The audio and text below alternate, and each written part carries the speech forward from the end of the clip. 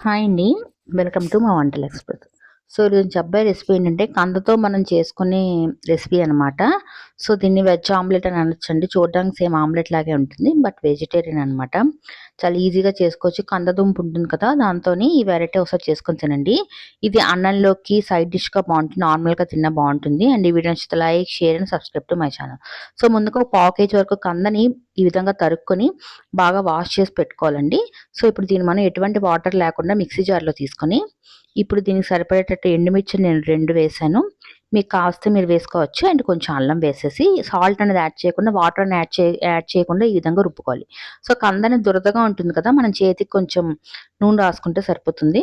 So, ఇప్పుడు ఈ పిండికి సరిపడేటట్టు సాల్ట్, కొంచెం జీలకర్ర వేసేసుకుంటే మనకి పిండి రెడీ అయిపోతుందండి. ఇప్పుడు దీన్ని మనం కాల్చుకోవాలనమాట. సో, అందుకు చేతికి నూనె రాసుకునే చేయండి. లేకపోతే మనకు చాలా దురద పెట్టేస్తుందనమాట. చాలా దురద ఉంటుంది కంద. సో, ఈ విధంగా చేతికి చిన్న చిన్న బాల్స్‌లా చేసేసి ఈ విధంగా పెనం బాగా వేడెక్కిన తర్వాత ఈ విధంగా ఒత్తుకుంటే సరిపోతుంది. నేను చాలా చిన్న చిన్నగా చేశానండి. మీకు కావలిస్తే మీరు పెద్ద పెద్దగా కూడా ఒత్తుకోవచ్చు.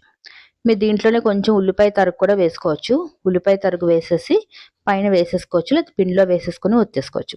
సో, ఇప్పుడు ఒకవైపు కాలిపోయిన తర్వాత అంచుల చుట్టూ నూనె వేసేసి రెండో వైపు కూడా బాగా కాల్చుకోవాలి. సో, ఈ విధంగా రెండు వైపు బాగా కాలిపోతే మనకి ఇది రెడీ అయిపోతుందండి. ఇది బాగా కరకరలాడుతూ ఉంటుంది. కంద నచ్చిన వాళ్ళకైతే ఇది చాలా బాగా నచ్చుతుంది. నచ్చని వాళ్ళు కూడా తినొచ్చు. సైడ్ డిష్‌గా తినొచ్చు. లేకపోతే నార్మల్‌గా ఉట్టిగా తిన్నా సరే ఆ టేస్ట్ చాలా బావుంటుంది. తప్పకుండా ట్రై చేయండి. అండ్ ఈ వీడియో నచ్చితే like, share and subscribe to my channel. వేడిగా తింటే చాలా బావుంటాయండి. ఈవినింగ్ అప్పుడు వేడి వేడిగా చేసుకొని తింటే బావుంటుంది. తప్పకుండా ఒకసారి మీ ఇంట్లో ట్రై చేయండి. అండ్ ఈ వీడియో నచ్చితే like, share and subscribe to